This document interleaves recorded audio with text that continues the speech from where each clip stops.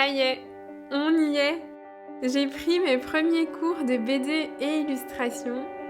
Cette idée que je souhaitais explorer en juin dernier a commencé à enfin se concrétiser et je dois avouer que ça a été un sacré challenge, mais aussi un très bel apprentissage. Pour ces premières séances, la consigne c'est de partir de photos pour apprendre à dessiner les bonnes proportions des images et aussi pour en fait se rendre compte que quand tu dessines un dessin en BD, il ne faut pas tous les traits. Et du coup, c'est aussi le travail de la sélection de quels traits est-ce que tu vas dessiner pour que ce soit reconnaissable, mais pas trop détaillé.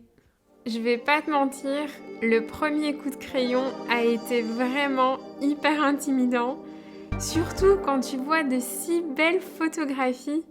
La petite voix saboteuse à l'intérieur de moi pouvait pas s'empêcher de me dire « Mais Mia, t'as jamais appris à dessiner ? Qu'est-ce que tu fais là à t'imaginer que t'es capable de suivre ces cours de BD et illustration ?» Heureusement que l'autre petite voix qui m'anime et qui m'a amenée à m'inscrire à ces cours lui a directement coupé l'herbe sous le pied. Tu es justement là pour apprendre, t'améliorer et voir comment tu peux t'approprier cette pratique sur le long terme.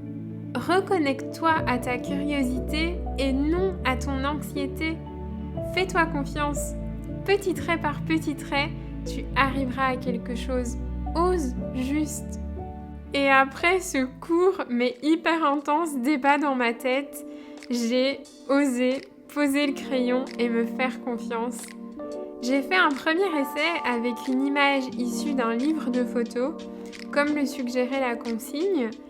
Et puis j'ai trouvé des chouettes images sur Pexels. J'ai aussi fait un essai avec une photo que j'aime vraiment beaucoup de mon amie photographe Octavienne Carrard.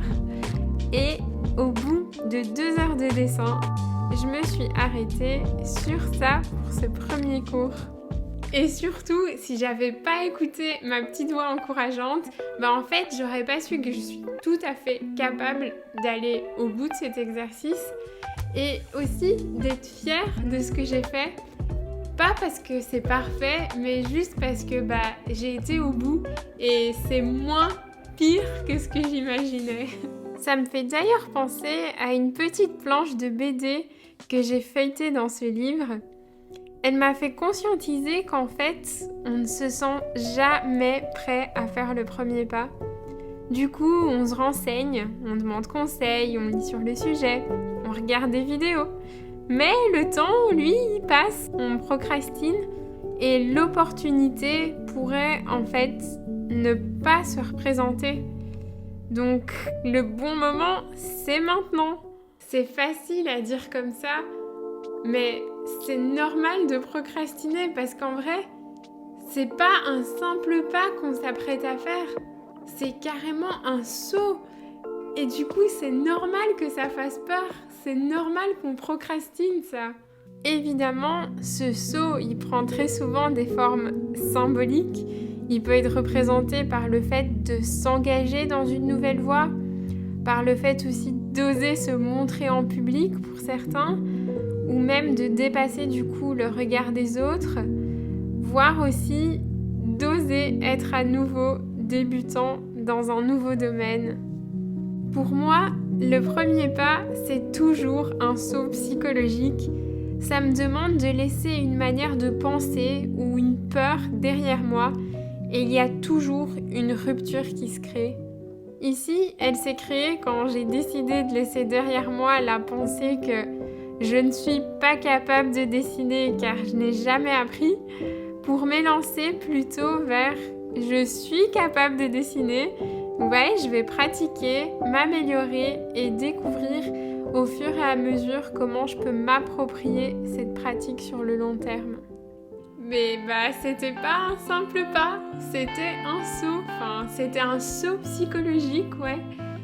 Et c'est que après en fait que s'applique, je trouve, cet adage avance petit pas par petit pas. Oui, on avance petit pas par petit pas, mais après avoir fait ce saut. Et c'est du coup ce qui s'est passé lors de mon 2e cours. Je me suis remise dans cet état d'esprit et j'ai fait mon petit pas du jour. J'ai continué à dessiner sans me poser trop de questions. J'avais déjà enclenché la machine, donc à moi de continuer et de ne pas l'arrêter. Je vais rester constante et persévérer jusqu'à ce que ça devienne naturel. Ça a été hyper bénéfique pour moi, je me rends compte, de conscientiser ce processus du saut. Et du coup, je me demande si quelqu'un d'autre est en train de passer par une phase similaire. Et si c'est le cas, je serais super ravie de savoir comment ça se passe pour toi.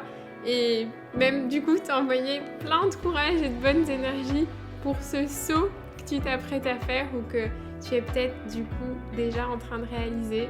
Si on peut te soutenir sur quoi que ce soit, n'hésite pas à me le dire en commentaire. Je t'envoie plein de bonnes énergies. Et nous, on se retrouve dimanche prochain. Bisous!